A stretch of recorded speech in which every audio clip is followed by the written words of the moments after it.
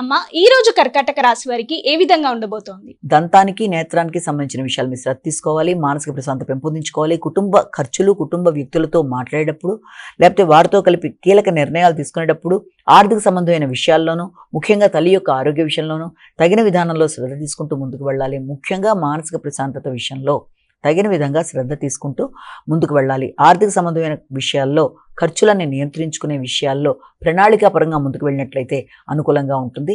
ఆకస్మికమైన ఖర్చుల వల్ల కూడా కొంత ఘర్షణాత్మకంగా ఉండే అవకాశం ఉంది కాబట్టి ఆ విషయంలో తగిన జాగ్రత్తలతో ముందుకు వెళ్ళడానికి ప్రయత్నాలు లాంటివి చేయాలి. సింహరాశి.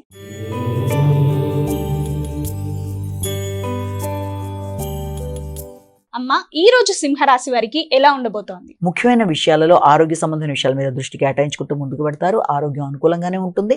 ఉన్నప్పటికీ కూడా కొంత మానసిక ప్రశాంతత, కొంత చికాకుగా అనిపించడం, తీసుకునే నిర్ణయాల్లో స్థిరత్వం, స్థిమితం లేకపోవడం వల్ల కొంత ఘర్షణగా ఉండడం, మీ యొక్క స్వయం పనుల మీద, అంటే మీ యొక్క వ్యక్తిగత పనుల మీద మీకు ఒకలాంటి పూర్తి స్థాయిలో దాని మీద శ్రద్ధ లేకపోవడం వల్ల కావచ్చు, లేకపోతే వైరాగ్య భావనల వల్ల కావచ్చు, కొంత ఘర్షణాత్మకంగా ఉండే అవకాశం ఉంది. కాబట్టి మీ పనుల మీద మీరు శ్రద్ధ వహిస్తూ, వ్యక్తిగత ఆరోగ్యం మీద దృష్టి సారిస్తూ, వచ్చిన అవకాశాలను సద్వినియోగపరుచుకుంటూ, సంఘంలో వ్యక్తులతో ఉండే స్నేహ సంబంధాలని ఉపయోగించుకుంటూ ముందుకు వెళ్ళడానికి ప్రయత్నాలు చేసుకోవడం మాత్రమే కాకుండా ఆరోగ్య సంబంధమైన విషయాలు కూడా తగిన జాగ్రత్తలు తీసుకోవడం అనుకూలంగా ఉంటుంది.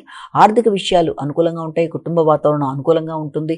అదేవిధంగా వ్యక్తిగతంగా వ్యక్తులు మీకు గౌరవాన్ని ఇవ్వడం, కీర్తి ప్రతిష్టలు పెరగడం మొదలైన వాటికి కూడా అవకాశం ఉంటుంది. ఉన్నత స్థాయి వ్యక్తుల యొక్క సహకారం అందుబాటులో ఉంటుంది. కాబట్టి సద్వినియోగపరుచుకునే విధంగా మీరు ముందుకు వెళ్ళినట్లయితే మంచి అవకాశాలు అనేవి మీకు అనుకూలంగా ఉంటాయి. కన్యా రాశి.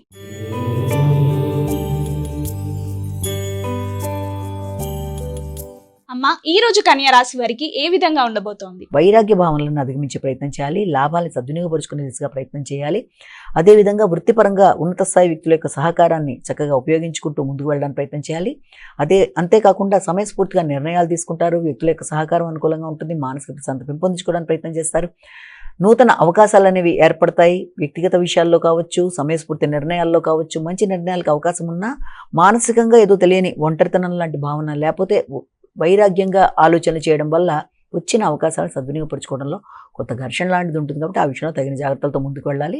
ధనాన్ని ఖర్చు పెట్టుకునే విషయంలో కూడా తగిన జాగ్రత్తలతో ముందుకు వెళ్ళాలి. ప్రయాణాల్లో కూడా తగిన శ్రద్ధ వహించాలి.